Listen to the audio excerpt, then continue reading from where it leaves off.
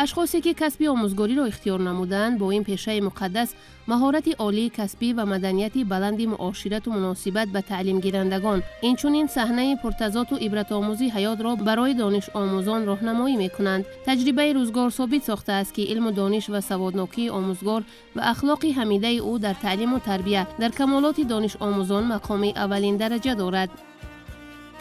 خرسندی آور است که در مکتب‌های عالی کسبی کشورمان استادانی با وجدان و مهنت دوست و دارای ملکه بلند کسبی داشته که تدریس خویش را موافق طلبات تحصیلات عالی به درجه بلند علمی متدی می‌گذارند کم نیستند. از جمله آنها عالم و استاد حقیقی دکتر علم‌های وترینری پروفسور کافدرای فارماکولوژی و پارازیتولوژی دانشگاه اگراری تاجیکستان به نام شیرین شاه تیمور میرزا احمدов شاه احمد میباشند. موصوف ختم کرده فاکولته وترینری دانشکده خواجگی قشلاق عین زمان دانشگاه اگراری تاجیکستان به نام شیرین شاه تیمور در سالهای 1969 1974 میباشد. این عالم سرتکاپو رشته اسپیرانتور را سالهای 1976 1979 ختم کرده است. روزگار این مرد نکسیریشت و گردش سفینه عمرش در شهر تاشکند جمهوری ازبکستان آغاز یافته دوران مکتب خانیش در مملکت قزاقستان و ایام دانشجوییش در کشور ما تاجیکستانی عزیز گذشته است. پدر شهیرم مردی زیایی و اگرنامی دانشمند و متخصص شایسته ساحه بودند. اثنای صحبت یادآوری کرد این مرد نجیب. توجه نمایید به صحبت ما در ادامه برنامه آیین روزگار. جمعیت با دانش و فرهنگ سالم بوده است. نوربخش دیده و دلها معلم بوده است. شخصی ناآگاه را دانا و عاقل می کند. زحمتش نه کمتر از 100 کاری عالم بوده است. قهرمان امروزه برنامه آیین روزگار نزدیک 50 سال پرثمر عمر خیش را در جاده آموزگاری در جاده تعلیم و تدریس جوانان در ساحه کشاورزی مصرف نمودند. ابتدا برای بیننده ابراز می داشتید که نخست میان کسب‌های مختلف چرا محض این پیشه را اختیار کردید؟ البته تشکل یابی انسان از عائله آغاز می گردد. من در عائله تولد شدم که عائله زیایان بودند. پدرم صاحب کسب اگرونومی داشتند، معلومات عالی داشتند. هم مادر خانه نشین در تربیت فرزندان بودند. ما در عائله 10 نفر فرزند، 7 پسر 3 دختر بودیم. وقتی که در مکتب میانه تحصیل میکردم در بین فرزندان کارهایی که در عائله هست تقسیم شدگی بود. با حصه من نگاهبینی چاروا وابسته کرده شدگی بود. از آوان جوانی در سالهای مکتب خانه با چاروا ذوق پیدا کردم. از این لحاظ بعد ختم مکتب میانه من مکتب میانه در ولایت چیمکند در جمهوری قزاقستان تمام کرده هستم. در آنجا 2 مکتب تاجیکی هست. در همان قشلاق ما 2 مکتب دو، یکی به نام صدرالدین عینی، دیگر به نام باباجان غفورов. 2 مکتب نام قهرمان ملت تاجیکستان دارد. مکتب میانه برای با معلومات عالی گرفتن به شهر دوشنبه سفر کرده به دانشگاه اگراری تاجیکستان پیشتر اینستیتوت خواجگی قشلاق با فاکولته وترینری داخل شدم و سال 1960 بعد داخل شدن در دوام 5 سال پر در فاکولته وترینری معلومات عالی گرفته. بعد ختم دانشگاه من رو همچون با حیث آموزگار در همین فاکولته بکار سفربر نمودند. از سال 1974 تا این دم در همین فاکولته سر کار دارم. در دوام 51 سال فعالیت کاری از زینه آموزگار عادی تا پروفسور و 15 سال دکان فاکولته طب وترینری بودم. در دوام فعالیت کاریم من شکرگزاری از صاحب استقلالی جمهوری تاجیکستان، آرامی آسایشتگی، از سیاست خردمندانه جناب عالی همه وقت میندار هستم که شرایط برای فعالیت کاری آموزگاران و خصوصا من در جمهوری تاجیکستان پیدا شد. از این لحاظ من بعد ختم فعالیت در جمهوری تاجیکستان من از سال 1969 تا این جانب استقامت میکنن و فعالیت میکنن. انسان‌ها در نتیجه آموزش دانش خیش را تکمیل می‌دهند. سفرهای علمی شما به کشورهای خارجی مملکت در جاده انتخاب کردهتان چگونه نقش دارند؟ سفرهای خدمتی برای تکمیل اختصاص پیش از همه آموزش تجربه های مملکت های ترقی کرده ساحه چاره‌داری. من در سفرهایم در مملکت اسرائیل، در مملکت امریکا، من اساسا اگر حاضر چاره‌داری شد در نظر این مملکت هایی که یکی از ساحه چاره‌داری پیشرفته می باشد، استحصال شیر در درجه بلند در آنجا جای کرده شده است قرار دارد و هر یک چارو، هر یک مادگاه در یک روز تا 40 لیتر شیر میدهد. ما تجربه آنها را آموختیم. غیر از آن من در مملکت شویتسیا، در австрия، در مالزیا و مملکت های دیگر بسیار سفر داشتم. همه وقت ما یک مقصد داشتیم، تجربه آنها را آموخته در جمهوری تویستان در فعالیت کاری خود ما عملی کردن. من که کسب آموزگاری دارم، تجربه های اونو در درس‌ها با دانشجویان آموزاندن. مقصد اساسی آموزاندن که آنها در آن آینده متخصص ساحه گردیده در عملیات فعالیت خودشون آنها را همه وقت جاری نمایند. برای اینکه علم در یک جا نمی ایستد. علم اگر همه وقت در ترقیات است، لیکن آموختن تجربه با علم این یک تکان دیگر میدهد. وقتی که ذات چارو رو پرورش میکنند در جمهوری تویستان، این از قدیم اومده است، ناحیه بندی است. در کدام اقلیم، در کدام ناحیه کدام ذات باید پرورش یابد. سالهای 1930 به ولایت سابق قرغنتپه حاضر ختلان گاو شویدی آوردند. بعد آوردن، بعد چند وقت همشون با کسلی تلروز دچار گرده، بسیار از آنها فوتیدند. از همین لحاظ در آنجا با خلاصه آمدند که علما گاو شویدی با زیبو یک جایه کرده، در آینده گاو شویتسی زیبو مانند کردند. امروز در ولایت ختلان در بسیار منطقه گاو شویتسی زیبو مانند پرورش کرده می شود. از ناحیه ترسونزاده تا جرقتال در ناحیه تابع جمهوری تویستان توصیه داده می شود گاو ذات سیالو. در ولایت سوخت اینچنین گاو سیالو، برای اینکه هم با اقلیم مطابق است، در همون منطقه شرایط پرورش چنین چاره‌ها دارد و محصولاتی زیاد به دست آوردن ممکن. ناحیه بندی یکی از سبب‌های اساسی تکنولوژی آینده پرورش. عادتاً در همون ناحیه در جمهوری نقشه چاره‌بینی گذراندن چاره‌بینی ضد اپیزودی است. در آنجا بر ضد کدام کسلی کدام وقت امگذرانی کردن در آنجا آمده است، در هر یک ناحیه است.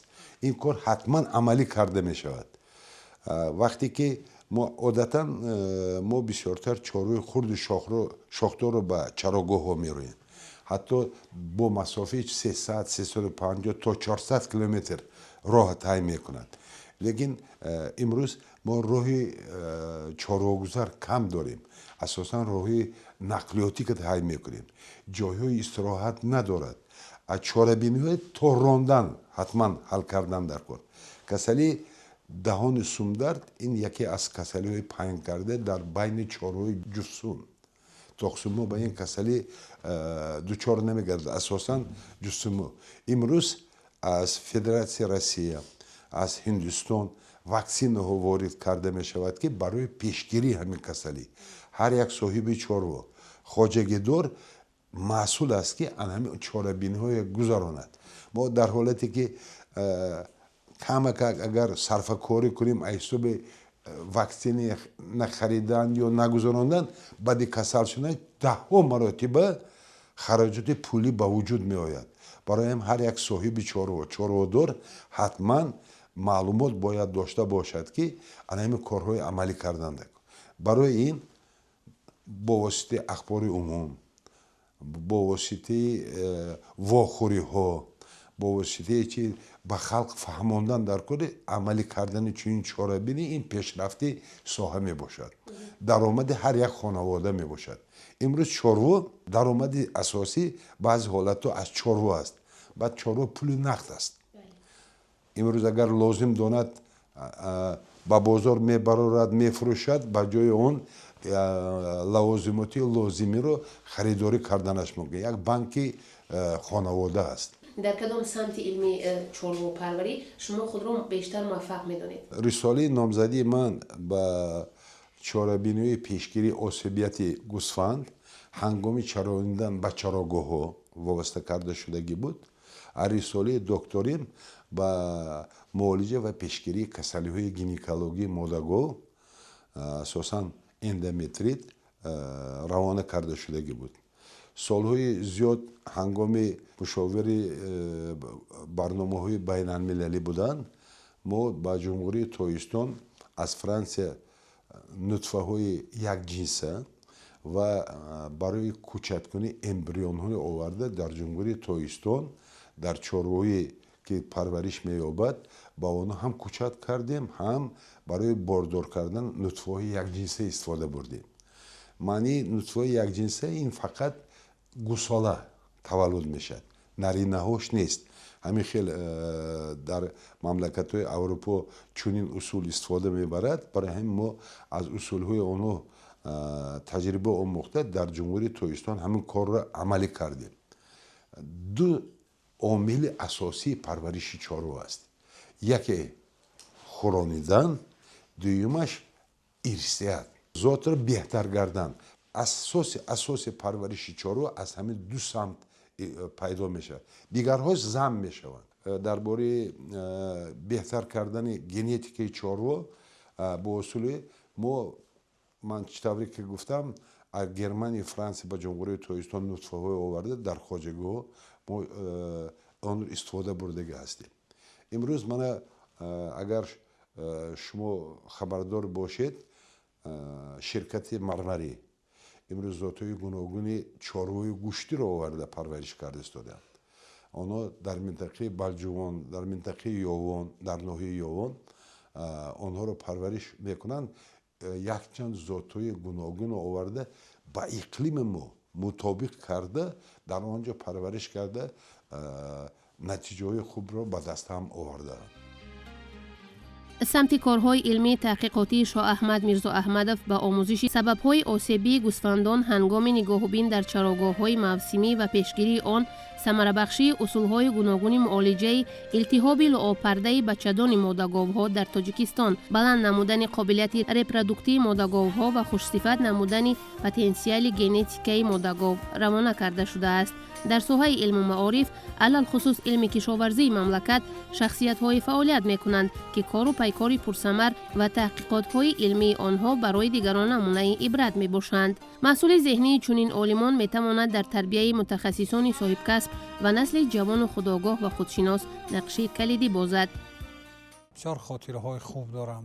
хотираҳои ман аслан аз давраи донишҷӯӣ аст. устода ман аз давраи донишҷӯӣ мешиносам. замоне ки таҳсил мекардем дар донишҷӯ, солҳои донишҷӯ, устод декани факултет буданд. дар ҳамон даври роҳбаришон худро пеш аз ҳама устоди мушфиқу ғамхор бо донишҷӯ бисёр як муносибати падарона доштанд ки ин на ба ҳама роҳбар хос аст. муносибати устод ҳеҷ вақт ягон дағалиро ҳис намекард. на танҳо ман, тамоми донишҷӯё 15 сол роҳбари ҳамин факултета ба оҳда доштанд. он кас донишҷӯёни хубхону аълохона бисёр дастгирӣ мекарданд ва бо таклифи он кас дар ҳамон солҳои донишҷӯ маро аввал пешниҳод карданд ба стипендияи ба номи Вавилов. ман стипендия мегирифтам ҳамчун донишҷӯи аълохон. бо пешниҳоди ҳамин кас бо қарори комиссия ман дар ҳамиҷа мондам. бо таклифу пешниҳоди ҳамин кас ман аспирантура дохил шудам. дар давраи таҳсили аспирантура пас аз он бо пешниҳоди ҳамин кас, бо дастгирии ҳамин кас, баъд аз хатми аспирантура мана ба ҳайси ҷонишини декани факултет таъин карданд. таи 5 сол ҳамчун ҷонишини декан фаъолият кардем. 30 сол мешавад устода мешиносам. ман тамоми нозикиҳое ки дар мактаби олӣ аз худ кардам, ҳамчун роҳбар, ҳамчун омӯзгор, тамоми малакаҳои омӯзгорро аз устод омӯхтам ва барои ин аз устод бисёр сипосгузор ҳастам. як хусусияти бисёр фарқкунандаи хос доранд. бисёр одами заминӣ ҳастанд, бисёр хоксор ҳастанд. одаме ҳастанд ки бисёр хайрхоҳ ҳастанд. در تمام موردها کوشش میکنن که دست دراز کنن با مثلا دانشجو و مخصوصا متخصصان جوان که به این چیز نیاز دارن. آنها دائما غیرتشون از غیرت جوانان زیادترن. تمام محفل هایی که برگزار میگردد این یگانه استادش من میگم که به یگان ایبا کوشش میکند که در تمام محفل هایی که در کافدرا برگزار میگردد وقت مییابد اشتراک میکرد. بسیار شخصی درد آشنا است و من دارای بسیار خصلت های خوب انسان است. ما باید از چنین استادها عبرت بگیریم. ما باید مکتب اینها را راهنمایی که از مکتب آنها گذاریم. از این مکتب انسانگری است، مکتبی است که از اونجا انسان تربیت میگیرد، مکتبی است که انسان در اونجا از اون کس طرزی آداب و رفتار و احترام گذاشتن و مردم محض همین مکتب است. داره یک مکتبی با خودش خاص است، یک مکتب انسانگری است. زندگی نامه والدین و خود شاه احمد میرزا احمدوف یک مکتبی بزرگی آموزشی است. چنانه که این مرد مهنت دوست قصه کردند، آن کس در عائله سرفرزند به وای رسیدند. بنیاد عائله سالم و معرفت پیشه برای هر یک فرد در جامعه نقش کلیدی را می‌بازد. بانوی صاحب خیرات مظفره گدایوا در روزگار قهرمانی برنامه ما با اخلاق حمیده و فرهنگ شایسته همسفری دوست داشتنی و مادری موفق برای اهل خانواده بودند. وقتی فضای عائله آرام و خاطر شخص آسوده است، راه به سوی پیشروی ها باز می‌گردد.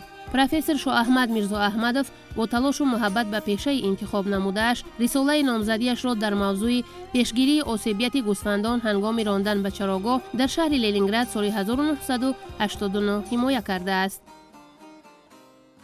وقتی که ما دانشجوی کورس یکم فاکولته طب وترینری بودیم، استاد به حیث یعنی که کاتب کمسمال دانشگاه پیشتر انستیتوت خواجگی قشلاق فعالیت میکردند. یک و فاکولته آماده می ایستادن، درس میگذاشتند. باور میکنید که ما دانشجوی کورس یک هوس میکردیم که چنین خیلی معلم استاد در دانشگاه فعالیت میکند و از حساب فاکولته طب وترینری همچون کاتب کمسمال در انستیتوت خواجگی قشلاق فعالیت دارد. این کس چنانه که میگویند مادرزاد یک شخص تولد شدگی هست که کاردان کدام ساحه‌ای که نباشد مثلا در پیش ممکن که رقم یک هم بگیم خطا نمیکنیم و بسیار کسا هوس میکردند که ما چون میرزا احمدوف دانا باشیم، کاردان باشیم، از عهده این یا آن کار براییم. حیات نشان میدهد که در کدام ساحه‌ای که نباشد در آن جایی که میرزا احمدوف اگر اشتراک کند همه وقت راهبری همون جمعیت همین کس را انتخاب میکردن و آزادانه مثلا هم معرکه این کس پیشبری میکردن میبردن. ما در یک کافدرا کم و بیش فعالیت کردیم. از فن فارماکولوژی که یک داروشناسی درس میگفتن، من باشم چون همچون اسیستنت در نزدشون مثلا فعالیت میکردم. حاضر باشد اگر در کافدری ما یعنی در کافدری فارماکولوژی و پاراستالوژی به حیث پروفسور کافدرا همچون پروفسور فعالیت میکند. در همه سمت یعنی که فعالیتش و زندگی برای ما نمونه شده میتواند. اشخاص دانشمند پیوسته پی دریافت نوگانی‌های علمی معاصرند. حمایه رساله دکتریش را در موضوع جدول طبابتی بیماری اندومتری ماده گاوها سال 2006 در شهر مسکو انجام داده است. در دوام تحقیقات‌های علمی این عالم موفق عاید به بلند برداشتن اقتدار ژنتیکی گاوها، استفاده اصولهای بیوتکنولوژی در چاره‌داری، گرفتن شیر تازه و گذرانیدن ترانسپلانتاسیون جنین و استفاده تخم همجنس در گاوها کارهای عملی انجام داده به نتیجه های نظررس نایل گردیده است. شاگردان سرشمارش حالا نامبردار این مرد شریف گردیده یاد از آوان دانشجویی خویش میکنند. در زندگی در حیات شخصیت‌هایی هستند که با رفتار خوب، گفتار خوب، یک کردارهای نجیبانه خود در بین جامعه همچون شخصیت شناخته میشوند و محض استاد بزرگ پروفسور میرزا احمدوف شاه احمد رجمتویچ از زمره چنین شخصیت‌ها میباشند و باید قید نمود که اون خصلت‌هایی که امروز در استاد ارجمند ما دیده می شود باعث آموختنی است. سال 1993 وقتی که ما بار اول به فاکولته طب وترینری داخل شدیم و صحبت اولین استاد در همون وقت وظیفه دکان فاکولته وترینری را یعنی با عهده داشتند، با یک صمیمیت، با یک مهر و محبت بی اندازه انا همین کسب رو به دل هر یکی ما جا کرد و ما از همان روز این جانب وقتی که اولین صحبت ها رو گذراندند، من در نزد خود وظیفه گذاشتم که در زندگی من این شخصیت همچون ایدئال به شمار می رود و از همان وقت سر کرده، یعنی در وقت دانشجویی ما و تا ختم دانشگاه، یعنی سال 1998 با پیشنهاد استاد ما به زینه اسپیرانتورا حجت سپاریدیم و ما در برابر این اون فنی که استاد در دانشگاه درس میداد تا امروز من انا همون فن در فاکولته طبی وترنری درس میگم و تمام موفقیت هایی که در این فن بود یعنی من از استاد آموختم و ما استاد دستگیری ما شد و ما وای راهنمایی کرد که ما توانستیم که در یک مدت کوتاه رساله نامزدی خود را حمایت کنیم. موضوع رساله علمی خود را در موضوع نقش میکروفلورا در پیدایش ماستیت اندومتریت چربین کلون شاخدار یعنی روی کار آوردیم و امروز نیز استاد پیوسته یعنی راهنما است. استاد نه تنها در روند تعلیم بلکه در عائله نیز بی نهایت یک استاد مهربان هستند. وقتی که ما به حیث شاگرد قبول شدیم ما به واسطه رفت آمد عائلوی داشتیم و من یکی از خصلت‌های استاد رو امروز در زندگی خود تا امروز همچون شعار خود قرار دادم. این وقتی که استاد به هر یک فرزند خود یعنی هر بیگاه یعنی با یک مهربانی، با یک صمیمیت، با یک پرسش یعنی با یک نوازش مناسبت میکرد و امروز نیز من انا همون خصلت خوب انسان امروز من در فرزندان خود هر بیگاه امین من روی کار میارم که نتیجه خیلی خوب داد. هر یک عالمی که امروز عائله سالم دارد یعنی فرزندان صالح تربیت میکند امروز در جامعه موفق هستند و فکر میکنم که استاد میرزا احمد و شاه احمد رجمت نیز یکی از استادانی هستند که هم در زندگی هم در عائله داری هم در تیار کردن کادرها به نهایت موفق می باشد. استاد یعنی تمام حیات خود را در رشد و نمو تیار کردن کادرها بخصوص کادرهای ساحه کشاورزی در سمت چاره‌داری یعنی روانه کرده است. در طول زیاده از 50 سال اون توانست که شاگردان خیلی زیاد را به کمال رساند و امروز شاگردان آنها در تمام ساحه‌های کشاورزی بخصوص در کمیته امنیت عضوخواری و در دانشگاه یعنی امروز من فخر میکنم که شاگرد اصلی استاد هستم. کورس‌های تکمیل اختصاص رو این عالم صاحب ذوق سال‌های 1983, 1986, 2005 در شهر مسکو فدراسیای روسیه در کورس‌های بلند برداشتن اختصاصی آموزگاران دانشگاه‌های عالی سابق اتحاد دولت‌های شوروی گذشته است. بعداً بهر تکمیل دانش و مهارت عالی کسبی سال 1998 در مملکت اسرائیل کورس‌های تکنولوژی پرورش گاو، استحصال و کارکرد محصولات شیری. سال 1999 در شهر دوشنبه کورس‌های اداره‌کنی لایحه‌ها، سال 2002 در کشور مالزی خدمت‌رسانی بیطاری و منیجمنت، سال 2007 در ایالات متحده آمریکا خدمات بیطاری و اداره‌کنی، سال 2013 شویتسیا متدیکای تعلیمی فن‌های اختصاصی وترینری، سال 2014 جمهوری مردمی چین سیانجیان آموزش تجربه تیار کردن طبیبان بیطاری، سال 2016 استرالیا تشکیل چاره‌بینی‌های فوق‌العاده، سال 2018 آلمان و فرانسه آموزش تربیت چاره‌داران. این کورس‌ها را با موفقیت آموخته است. پروفسور میرزا احمدов یکی از شخصان نمایان علمی معاصر جمهوری و حساب می‌روند. این شخص را بغیر از جمهوری خودمون بیرون از جمهوری نیز بسیار نفران خوب میشناسند. در دوران کاریشان از سال 1974 من تا این جانب در فاکولته وترینری دانشگاه اگراری جمهوری تاجیکستان کار و فعالیت برده ایستادند.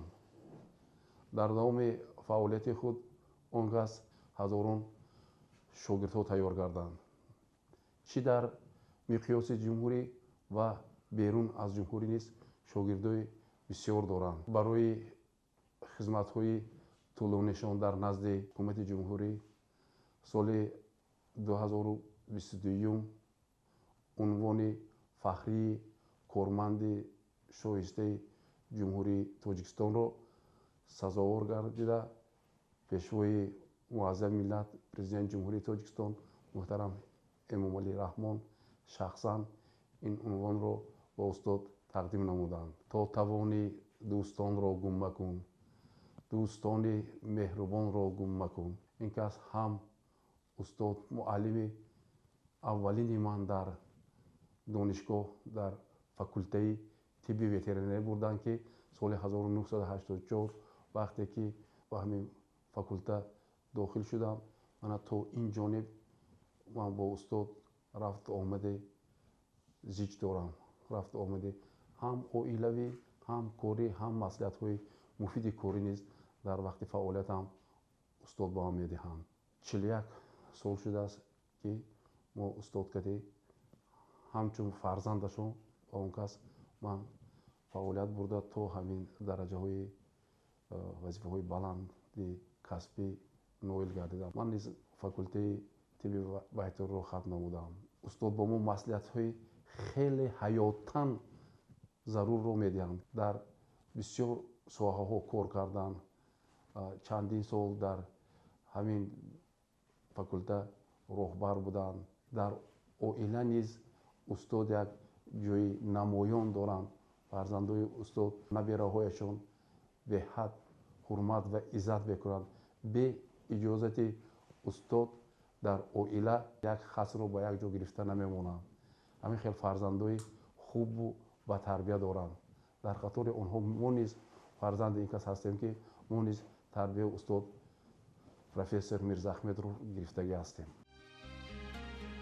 фаъолияти кории ин олими соҳибмалака аз хондани лексия ва гузаронидани дарсҳои лабораторӣ бо донишҷӯён ва мутахассисони бахши кишоварзӣ, таҳияи барномаи корӣ яъне силабус барои донишҷӯёни ихтисосҳои факултетҳои тибби байторӣ, зооинженерӣ ва агробизнес, пешниҳоди маслиҳатҳои техникӣ оид ба татбиқи барномаи таълимӣ ва таҳияи ҳисоботҳо дар бораи натиҷаҳои ба даст омада, инчунин гузаронидани семинарҳо, тренингҳо барои ҳайати омӯзгорон бо мақсади беҳтар намудани сифати гузаронидани дарсҳо, пешниҳоди тавсияҳо оид ба идоракунӣ ва идоракунии корҳои тадқиқотии донишҷӯён, аспирантҳо ва омӯзгорон. алал хусус барои касб кардани чунин касбҳо мо миннатдории худро ба яке аз устодон Мирзоахмедов мерасонем. устод дар давраи дарсомӯзӣ, дар давраи ҷонишҷӯӣ бисёр чизҳоро ба мо омӯзонданд. якчанд сабабҳои рӯ овардани мо ба ин касб меҳнати дасти ин устодон ҳастанд. ҳама вақт мегуфтанд ки хонед, азоб намекашед. баъд дар таҷриба мо аслан ки мо таҷрибаи коримон, амалимон бисёртар ки буд, аз ҳамин ҳисоб дастгирии устодам буд як дастгирии корӣ буданд. аслан мо худ хатмкардаи донишгоҳи аграрӣ ҳастем, факултаи тибби ветеринарӣ соли 2014 хатм кардем. бисёр нозукиҳо, касалиҳо дигар намуди касалиҳои байториро устод моро амалан илман дар донишгоҳ омӯхтагӣ будем. дар курсии мо аз ҳамон донишгоҳ аст. имрӯз бо маслиҳати устодон амал мекунем ки дар амал кор рушд намо ёбад. профессор Шоаҳмад Мирзоаҳмадов муаллифи 2 патент, 8 китоби дарсӣ оид ба соҳаи бойторӣ ва чорводорӣ ва инчунин 167 мақолаи илмияш дар маҷаллаҳои дохил ва хориҷи мамлакат ба нашр расидааст. барои заҳматҳои шоён профессор Шоаҳмад Мирзоаҳмадов аз ҷониби ҳукумати ҷумҳурӣ бо медали корманди хизматнишондодаи ҷумҳурии Тоҷикистон соли 2001 ва аълочии маорифи халқи собиқ иттиҳоди давлатҳои шӯравӣ бо унвони корманди шоиста соли 2022 сарфароз гардонида шудааст. ҳамзамон дар доираи ҳамкориҳо миёни олимони соҳа дар иттиҳоди давлатҳои мустақил профессор Шоаҳмад Мирзоаҳмадов ба гирифтани унвони профессори фахрии Институти хоҷагии қишлоқ ва агротехнологияи Андиҷони ҷумҳурии Ӯзбекистон сарфароз гардидааст. албатта ин гуна олимон пайваста дар пайи пажӯҳишҳои навин ва такмили донишҳои замонавӣ ҳастанд. қаҳрамони барномаи мо низ барои рушди соҳа ва ояндаи накӯи олимони ҷавон нақшаҳои зиёде дар пеш дорад. ҳар як олиме ки дар ин ё он соҳа муваффақ мегардад ҳатман нақшаҳои зиёде дар пеш дорад. баҳри рушду нумои соҳаи чорвопарварӣ нақшаҳои ояндаи шумо? ҳар як олим, ҳар як омӯзгор доимо нақша дошта бошад. дар як ҷо истодан мумкин нест. ما در درسو از تجربه های پیشقدم دنیا با دانشجویان ما دسترس نمودن ما در کار. دویمش همکاری با استحصالات با خواجگی ها. من شخصا خودم با خواجگی لطیف مرادوف، عبدالرؤوف یوسفپور، سعادت خراسان، ناگلم شهر اسفاره همکاری داریم، با آنها مصلحت ها میدیم. در ساحه علم باشد، در همون اگر شما اهمیت داده باشید در معالجه بیماری های گینکولوژی موادهای نوی داروواری روز به روز بسیار استحصال می شود. ما جدول یا سخم طبابت همون کسالی رو با استحصالات پیشنهاد در اساس تحقیقات علمی. بیننده عزیز، یادرس میشویم که قهرمان نوبتی برنامه آیین روزگار بودن شاه احمد میرزا احمدوف، پروفسوری ساحه طب وترینری تاجیکستان. مورد به ذکر است که سابقه عمومی کاری این متخصصی سوی ملکه نزدیکی 50 سال را تشکیل داده، موصوف از سال 2010 تا این جانب همچون پروفسوری دانشگاه اگراری تاجیکستان به نام شیرین شاه تیمور فعالیت مهنتی خویش را ادامه می‌دهد. پروفسور در تشکیل و گذرانیدن ترینینگ ها از روی پیشه کسب نموده خویش مهارت عالی دارد. این ترینینگ ها در موضوعهای عاید به بلند برداشتن اقتصادی ژنتیکی گاوها، استفاده اصولهای بیوتکنولوژی در ساحه چربه‌داری، گرفتن شیر تازه و گذرانیدن ترانسپلانتاسیای جنین و استفاده تخم همجنس در گاوها با خواجگی داران و متخصصان ساحه در این سمت گذرانیده می شود.